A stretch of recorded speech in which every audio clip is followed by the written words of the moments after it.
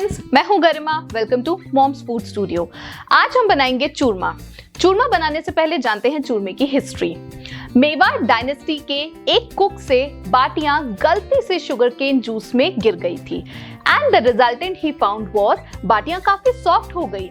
तो वहां पे उनकी रसोई में जितनी और औरतें प्रेजेंट थी, उन लोगों ने अपने हस्बैंड्स के लिए जानबूझ के बाटियों को शुगरकेन या जैगरी जूस में डिप करना शुरू कर दिया ताकि जब उनके हस्बैंड्स बाटियां खाएं तो वो फ्रेश और सॉफ्ट लगे। टाइम के साथ चूरमा ने वो रूप ले लिया जिस फॉर्म में आज हम उसे जानते हैं, that is sweetened crushed form of baati, जिसमें हम खूब सारे नट और कार्डमम पाउडर मिलाते हैं फ्लेवर के लिए। तो चलिए देखते हैं चूरमा बनाने के इंग्रेडिएंट्स।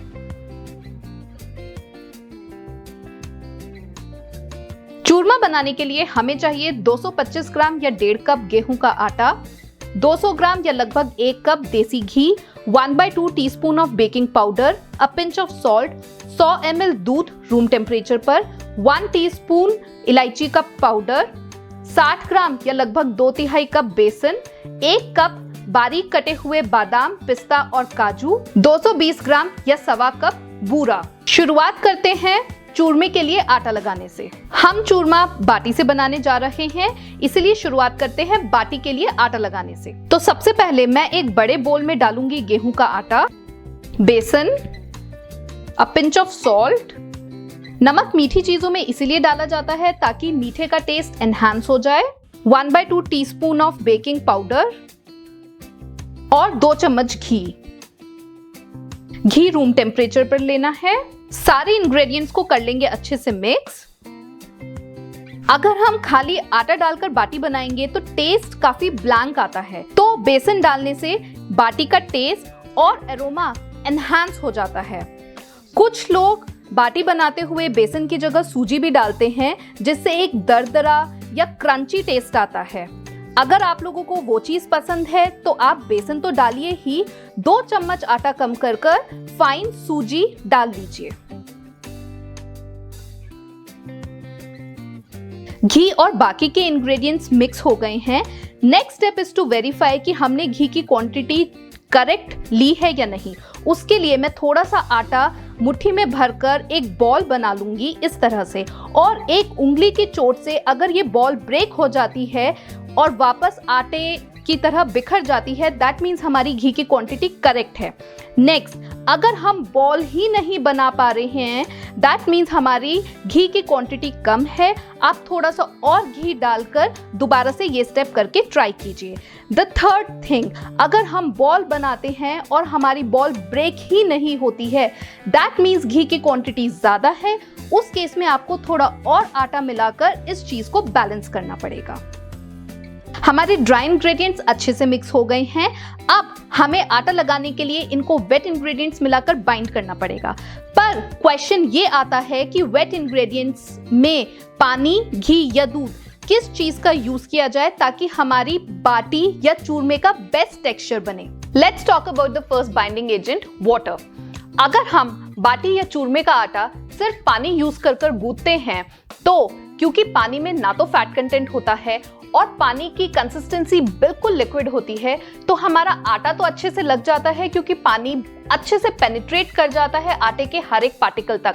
पर जब हम बाटियों को बेक कर रहे होते हैं तो जैसे ही हीट के कांटेक्ट में आता है, पानी स्टीम बनकर इवेपोरेट हो जाता है, तो बाटियों का टेक्सचर अंदर से काफी ड्राई बनता है जो खाने में बिल्कुल अच्छा नहीं लगता। Now let's talk about the second binding agent, ghee.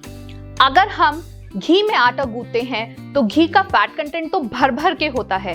बाटियां moist तो बहुत अच्छे से हो जाएंगी, लेकिन घी की विस्कोसिटी ज्यादा होती है। वो पानी या दूध की तरह बिल्कुल लिक्विड नहीं होता, तो इसीलिए जब आटा लगा रहे होते हैं तो आटे के हर एक पार्टिकल तक पेनिट्रेट नहीं कर सकता। रिजल्टेंट बाटीज विल बी कहीं से ड्राई लगेंगी और कहीं से बहुत अच्छे से मॉइस्ट हो जाएंगी क्योंकि घी ने आटे के हर एक पार्टिकल को कोट अच्छे से नहीं किया है। अब हमने हमारे 2 बाइंडिंग एजेंट्स घी और पानी को तो देख लिया है, जिनकी दोनों की इंडिविजुअल प्रॉब्लम्स हैं और उनके बेनिफिट्स हैं। घी यूज करने से मॉइस्टनेस मिलती है, लेकिन वो पेनिट्रेट अच्छा नहीं कर रहा। पानी पेनिट्रेट अच्छा कर रहा है तो मॉइस्टनेस नहीं दे रहा। अब इस प्रॉब्लम को सॉल्व करेंगे दूध यूज कर, जो कि हमारा थर्ड बाइंडिंग एजेंट है। दूध की कंसिस्टेंसी बिल्कुल लिक्विड होती है, तो पानी की तरह आटे के हर एक पार्टिकल में बहुत अच्छे से पेनिट्रेट हो जाएगा।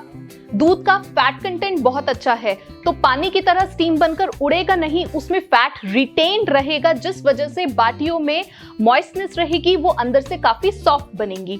दूध में अपने आप में एक फ्लेवर होता है, जो बाटियों को जब आप कंज्यूम करेंगे एक बहुत ही रिच टेस्ट आएगा। और दूध में होते हैं नेचुरल शुगर, तो जब हमारी बाटियां बेक हो रही होंगी, बाटियों के क्रस्ट पर होगा शुगर कैरामलाइजेशन प्रोसेस, जिस वजह से हमारा क्रस्ट बाहर से इवनली ब्राउन होगा और दिखने में भी बहुत अच्छा लगेगा।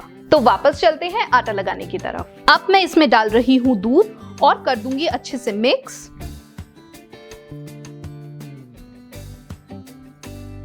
दूध अच्छे से मिक्स हो गया है।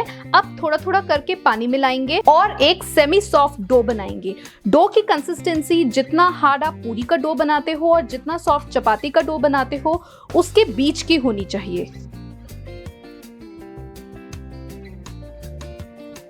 आप लोग ये सोच रहे होंगे कि आटे को बाइंड करने के लिए खाली दूध का ही यूज कर सकते थे, दूध के साथ पानी का क्यों यूज किया है? इसका आंसर ये है कि जितनी क्वांटिटी में हमने दूध यूज किया है, उससे हमें एक रिक्वायर्ड फैट कंटेंट बाटी या चूरमा बनाने के लिए मिल गया है। तो बचे हुए आटे को मैं सिर्फ पानी यूज करके बाइंड कर रही हूँ। इसको आप ऐसे समझ सकते हैं, जब हम घर में चाय बनाते हैं तो चाय हम खाली दूध की भी बना सकते हैं और दूध के साथ पानी का भी यूज कर सकते हैं। उससे हम लोग फैट कंटेंट को लिमिट करते हैं। तो ये आपकी चॉइस है, आप इसे खाली दूध में भी बना सकते हैं और दूध और पानी के कॉम्बिनेशन में, जैसे आज हम बना रहे हैं, ऐसे भी बना सकते हैं। आटा हमारा रेडी हो गया है। नेक्स्ट स्टेप, हमें बाटियों को शेप देनी है और उनको बेक होने के लिए रखना है। तो बेक करने के लिए मैंने एक बेकिंग ट्रे ले ली है, जिसपे मैं थोड़ा सा घी ब्रश कर लूंगी और उसे ग्रीस कर दूंगी। आप यहाँ पे पार्चमेंट पेपर का भी यूज कर सकते हैं। बाटियों को 3 तरह से सेका जा सकता है। ट्रेडिशनली कंडों पर बनाई जाती थी। आप इसे ओवन, माइक्रोवेव कन्वेक्शन मोड या गैस तंदूर पर भी सेक सकते हैं, जैसे हम आज माइक्रोवेव कन्वेक्शन मोड पर बनाएंगे। और थर्ड मेथड होता है डीप फ्राई करने का। नेक्स्ट स्टेप आता है जिसमें हमें बाटियों को शेप देनी है। बाटियों को आप अपनी मनचाही कोई भी शेप दे सकते हैं। द इम्पोर्टेंट पॉइंट इज कि उसकी थिकनेस थोड़ा कम होनी चाहिए, क्योंकि अगर थिकनेस कम होगी तो हीट उसके अंदर तक पेनिट्रेट होगी और वो अच्छे से अंदर तक रोस्ट होगी। अगर थिकनेस ज्यादा होगी तो प्रोबेबिलिटी हो सकती है कि वो अंदर से थोड़ी कच्ची रह जाए। और बाटियों को हमें ग्राइंड करना है, क्योंकि आज हमें चूरमा बनाना है, तो shape actually doesn't matter.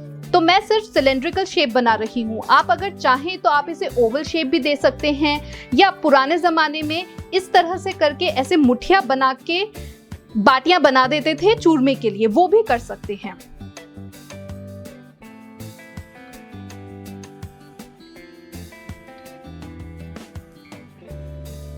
Next, मैं इन पे घी को ब्रश कर दूंगी ताकि बेक होते हुए इनकी आउटर लेयर सूखे नहीं। हम लोग बाटियों को माइक्रोवेव कन्वेक्शन मोड पर 180 डिग्री पर रोस्ट करेंगे फॉर अबाउट 40 मिनट्स और लगभग 25 मिनट के बाद मैं इन्हें एक बार निकाल के टर्न कर दूंगी। आप अगर गैस तंदूर यूज कर रहे हैं बाटी बनाने के लिए तो मीडियम फ्लेम पर बनाइए जब तक ये ब्राउन ना हो जाए, और सेम टेम्परेचर यूज करके आप ओवन में भी बना सकते हैं। बाटियां बेक होने के लिए रेडी हैं। अब मैं इन्हें एक प्री हीटेड ओवन में बेक करूंगी।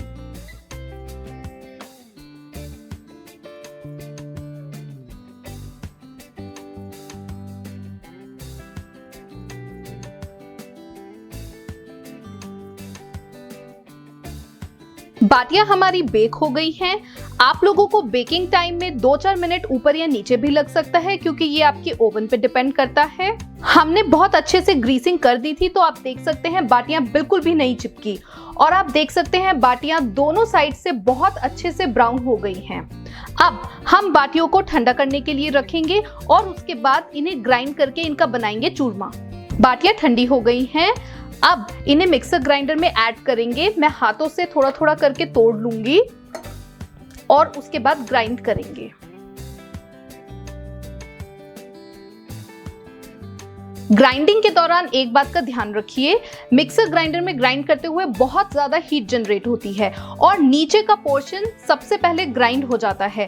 तो मिक्सर ग्राइंडर को थोड़ा सा चलाइए, थोड़ा पॉज दीजिए या पल्स मोड पर ग्राइंड कीजिए ताकि नीचे की जो बाटियां हैं वो अपना घी ना रिलीज कर सके और हमारा चूरमा खिला खिला बने।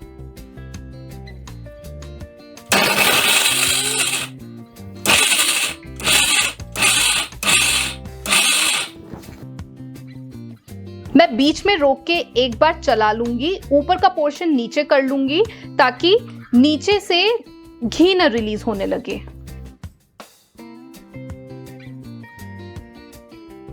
और दोबारा से कर देंगे ग्राइंड।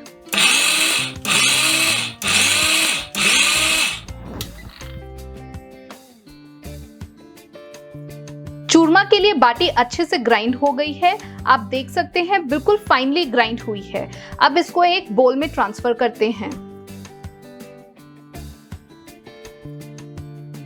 अब इसमें ऐड करेंगे घी, जितना भी घी बचा है वो सारा ऐड करना है। इसको मैंने गरम कर लिया है। इलायची पाउडर, बूरा एंड ड्राई फ्रूट्स और कर देंगे अच्छे से मिक्स। ड्राई फ्रूट्स में मैंने काजू, बादाम और पिस्ता का यूज किया है। आप अपनी पसंद के ड्राई फ्रूट्स का यूज कर सकते हैं, क्वांटिटी भी कम ज्यादा कर सकते हैं।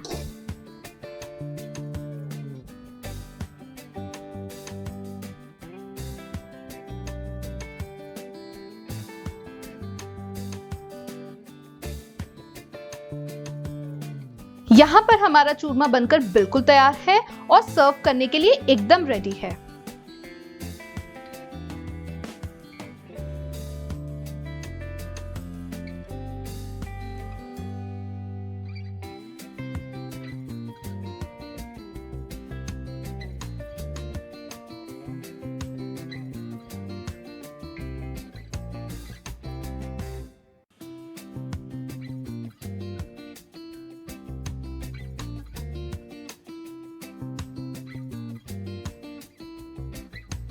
तो ये थी चूरमा की रेसिपी। आप इसे जरूर ट्राई कीजिए और अपने फीडबैक्स मेरे साथ नीचे कमेंट बॉक्स में शेयर कीजिए। अभी तक अगर चैनल को नहीं सब्सक्राइब किया है then don't forget to hit the subscribe button और बेल बटन को भी क्लिक कर लीजिए ताकि जब भी मैं रेसिपीज डालूं आपके पास झटपट नोटिफिकेशंस आ जाएं। तो फिर मिलते हैं कुछ नए कंटेंट के साथ। Till then stay healthy, thank you and bye.